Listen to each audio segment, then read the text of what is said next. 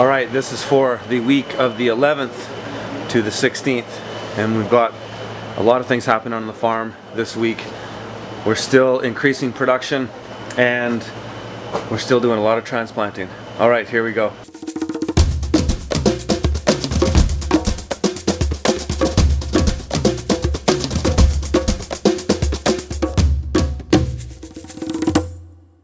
So things are really ramping up on the farm. We've got most of the big transplants out of the nursery now, and they're being transplanted into the last tunnel. That's the one right next door to this on my property. We've ramped up our microgreens. We're doing a lot more. Today I will also be starting some patty pans and some baby zucchinis. Those are going to go in the ground in about a month. I'm spending my morning today going over spreadsheets and looking at what we're going to be planting this week. And I don't plan my farm the way most farmers do, because we don't run a CSA.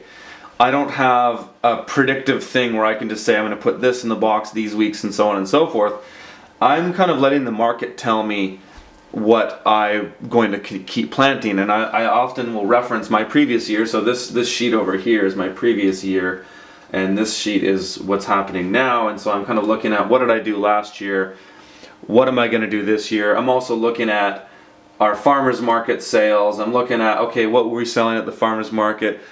I'm also taking information I'm talking to with new chefs and seeing what they're asking for, and I'm kind of planning according to that. So basically, right now, I'm kind of just deciding, okay, when's my first planting of carrots going to be? I've decided this year I'm going to put in carrots May 2nd, which is later than normal because I don't really benefit that much from having early carrots. I'd rather have a lot of my higher value crops earlier on because I know they sell and I get a higher price per pound from them. So I'm kind of sacrificing one for the other.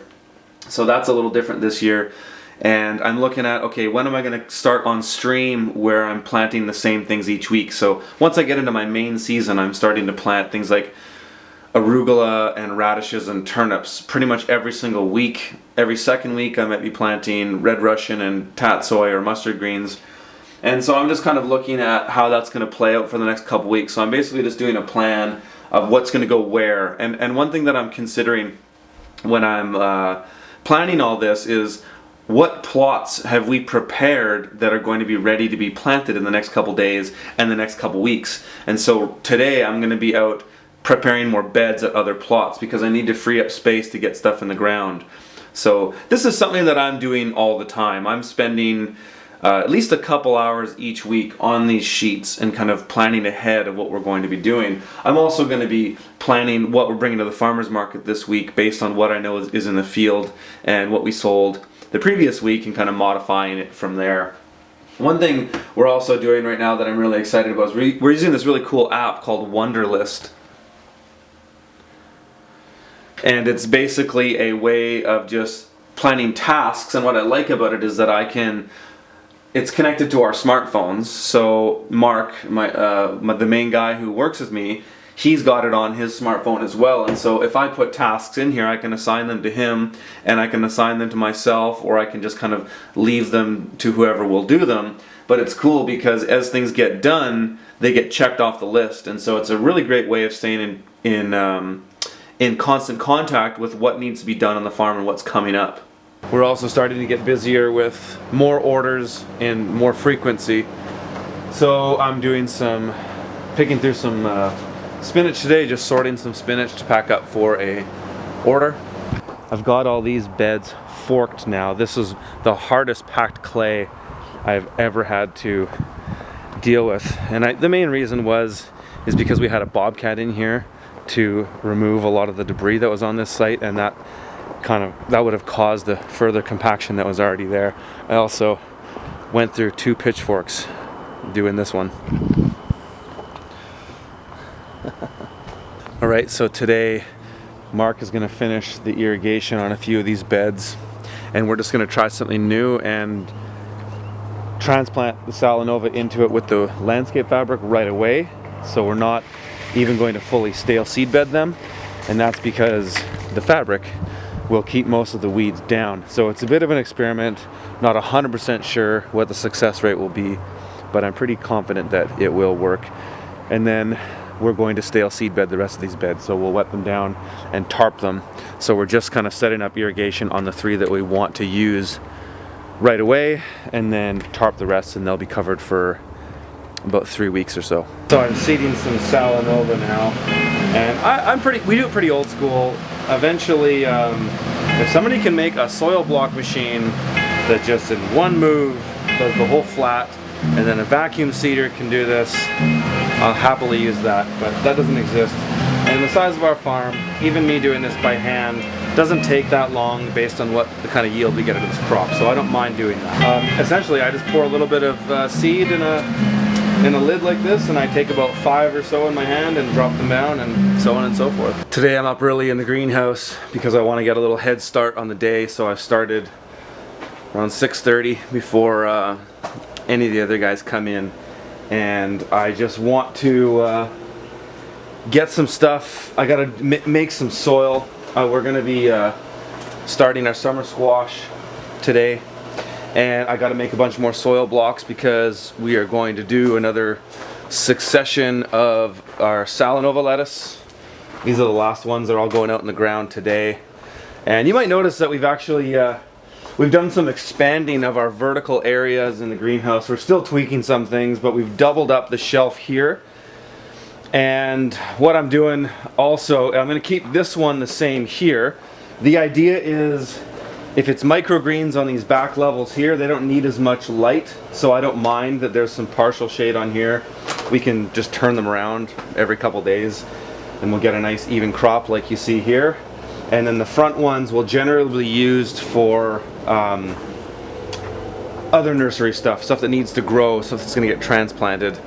And we built this really cool table, mixing table, or planting table here, which I'm very excited about, and some shelves up there as well. Today I am forking and turning over these 2 beds here, and you can see the reason why. It's pretty obvious. The shade from my house is now reaching just into the 2nd bed. So now I've got full exposure onto these beds that are numbered 3 and 4. So that means that I can now turn them over. I'm over at one of my high rotation plots, and I'm going to turn in this spinach. I'm going to shank it down, do my no-till, and plant another crop of spinach. Normally I don't do that, but I think it's going to be fine. I'm just going to do it because I want to plant spinach in here because I'm kind of behind on my spinach planting. So what I'm actually going to do is plant some some narrower beds of spinach just so that it gives the tomatoes more room. I might only put in 3 rows, just kind of like that basically, and do the same there. And it'll just be a kind of a quick growing one-off, or maybe 2 cuts of spinach. So I've prepared these 2 beds here, just my regular no-till, put on all my usual amendments, but I didn't plant them. I just covered them up, so they're essentially just stale seed bedding. And I didn't plant them because this is on the western side of this plot. It doesn't get a lot of light during the day this time of year, so I'll wait till about May 1st to plant these beds. I'm out here shoveling more compost. This time of year, I'm almost getting a yard a week, and this is at my friend Dean's place. He makes great compost, you know, does proper windrows, monitors the temperature, does a far better job than I can. But we still do make our own compost, but I probably buy 5 or 6 yards a year, and so I just fill it up in containers and then drop them off at our sites, and then, you know, drop off a few here, a few there, kind of thing, for all the beds as we need them and as we're turning them over. All right, I'm here at one of my high rotation plots, and I'm here to do a bunch of bed turning over. Probably going to spend a couple hours here, and I wanted to show you guys something. So this has been tarped, this area, for I would say 5 weeks. I should have just had it on at the beginning of the winter, but we kind of rode it out with some of these crops. And I just wanted to show you the ground and how nice it is as far as keeping soil structure and fertility and even just life in the soil. But what tarps do, I think it's great. So check it out.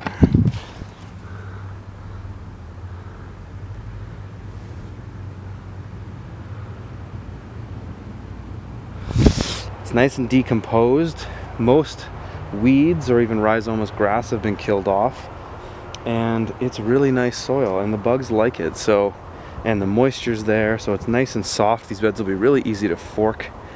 And what I'm going to do here is I'm going to break the rules a little bit today. I'm going to rototill some of these beds. I'm going to till these 5. The reason being, they don't need to be planted for about 3 weeks, so they get lots of time to stale seed bed. And I just want to get it done. I want to get this whole plot done in the next couple hours. So these 6, and actually those 3 shorter ones there, will be done by hand. The rest of it will be done with the tiller. And it's just because I want to get it done, really, and it's not gonna be super detrimental to the soil. And you know, even if it is, it's a trade-off for me. I want to get it done fast. The beds will perform just fine with the kind of crops we grow here.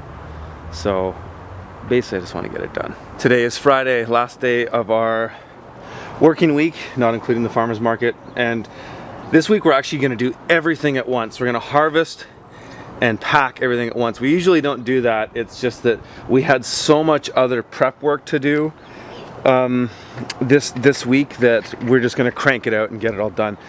We've harvested a couple things already. We've already harvested our kale and spinach. So now we're just all the harvesting we're doing is at this plot and at this other plot that we have a block away. So today, going to be harvesting one of these entire beds of green lettuce, and I'll be cutting some of the red stuff off this, and then I'll be harvesting this entire bed of tatsoi and mustard. Nice thing about this stuff right now is that it's on a 1-week recovery. So I'll harvest it today and it'll be ready again by next Friday or even Thursday for another cut. So that's really cool. And I will harvest a little bit of this arugula, not much though. I was hoping it would be fully ready for today, but you know what, I actually might, now that I think about it and look at it closer, I'm probably not going to harvest it at all. I'll wait until next week. So the neighbor's plot is coming along well now too. We've got all this Salanova planted in. All these beds are fully prepped with compost and fertilizer. They've been watered and now they're tarped, and now they're going into the stale seed bed process because we're gonna start direct seeding them fairly soon. We're harvesting microgreens in the greenhouse right now. We're gonna harvest all these sunflower shoots. Mark is in the middle of harvesting pea shoots, and he's putting them on the fan right now just to get them a little bit drier because they had a little bit of moisture on them.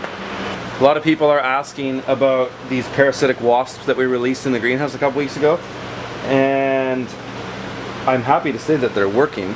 Okay, so let me just explain how these are supposed to work. So these guys we got off an agronomist from BioBest. I believe this is a company out of the Netherlands actually, and they shipped them over here. And anyways, these little wasps are the size of a fruit fly but you can tell they're the wasp because when you look at them under a magnifying glass, you can see that their body is shaped just like a wasp. And what they do is, well, first of all, the reason we got them was we've been having aphid problems in the greenhouse, especially with our pepper starts. And you can see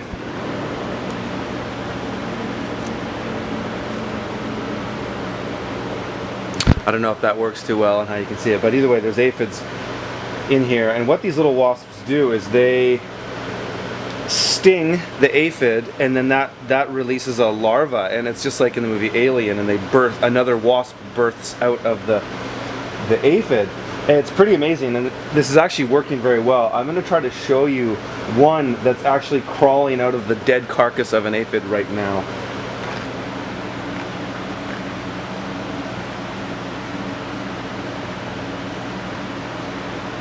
So it's right in here.